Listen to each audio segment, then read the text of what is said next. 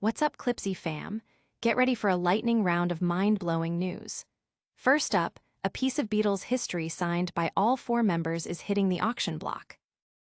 Then, we're diving deep into George Harrison's musical tastes, uncovering the one band from the 60s he actually admired. Plus, we'll explore a forgotten George Harrison song that he himself called a favorite. And finally, get the scoop on the latest reissues of George Harrison's iconic solo catalog. You do not want to miss this. Hit that subscribe button and ring the notification bell so you never miss an update. A signed Beatles photo is going up for auction. This incredible piece of history, signed by all four members of the Beatles, John Lennon, Paul McCartney, George Harrison, and Ringo Starr, is set to be auctioned off. The signatures were acquired by a Birmingham teenager about 62 years ago, just before a gig at the Coventry Theatre.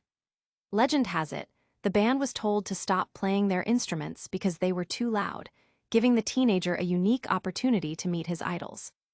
Not only did he get to meet them, but he also had a chance to jam with John Lennon and Paul McCartney and even play Paul's left-handed bass. The photo, inscribed to Philip Best Wishes from the Beatles, is expected to fetch between £1,500 and £2,000 at auction, offering a tangible connection to the dawn of Beatlemania. Fans and collectors are buzzing about the chance to own such a rare artifact, a direct link to the early days of the biggest band in the world.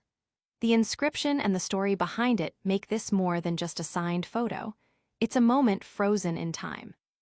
Don't go anywhere, because what George Harrison didn't asterisk like is just as fascinating as what he did. Next, we uncover the surprising musical preferences of the quiet Beatle himself. George Harrison's surprising musical critique revealed. When you're part of the Beatles, the biggest band of all time, it's easy to be critical of what comes next. George Harrison was no exception.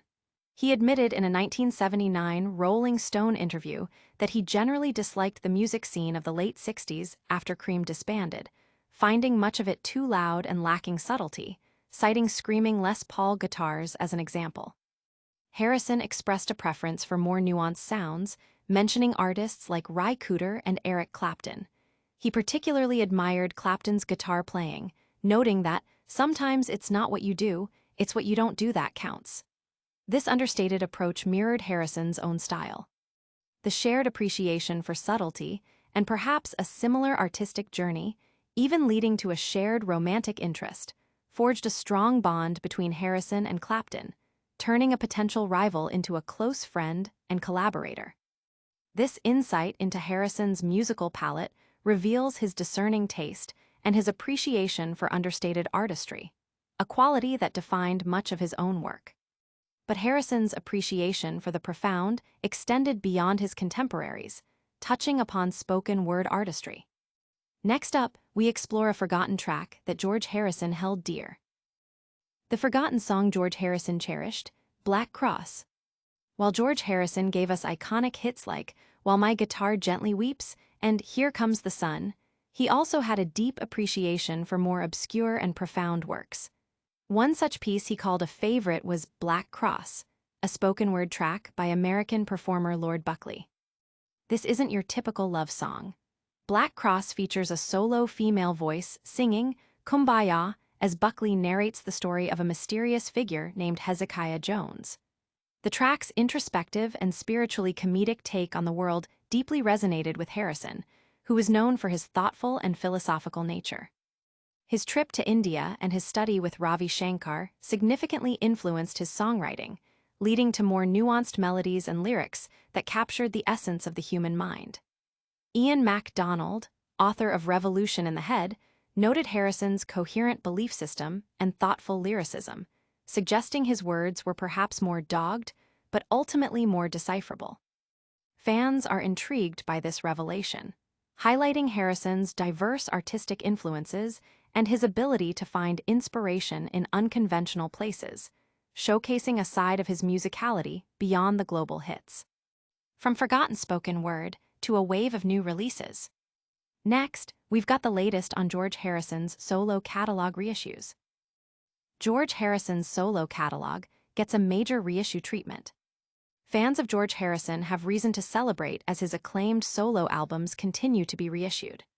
Following previous releases, 3 more of his classic titles, the 1979 self-titled George Harrison, 1981's Somewhere in England, and 1982's Gone Troppo, are set to be available again on vinyl and CD starting October 24, 2025. These reissues are part of a larger initiative by the George Harrison estate and BMG to consolidate his solo recorded works and music publishing catalog under one roof for the first time. This follows the recent reissues of albums like Dark Horse, Extra Texture, and 33 and 1-3, and joins previously expanded editions of Living in the Material World and All Things Must Pass. Harrison founded Dark Horse Records in 1974, a label now helmed by his son Danny Harrison and David Zonshine, which not only housed his solo work but also supported other artists. His extensive catalog includes chart-topping hits like My Sweet Lord and Got My Mind Set on You, as well as contributions to the Traveling Wilburys. Music enthusiasts and collectors are excited about the renewed accessibility of these seminal works, offering a fresh opportunity to experience the enduring legacy of George Harrison's solo career. That's all the amazing news for today. Stick around for a superfast recap and our full call to action. All right, Clipsy fam, that was a whirlwind tour of incredible news. We saw a legendary Beatles photo go up for auction, got a peek into George Harrison's specific musical tastes, uncovered a forgotten song he deeply admired, and celebrated the ongoing reissues of his iconic solo catalog. Don't forget to smash that like button if you enjoyed this update, subscribe to Clipsy for more daily dose of awesome, and ring that notification bell so you're always the first to know.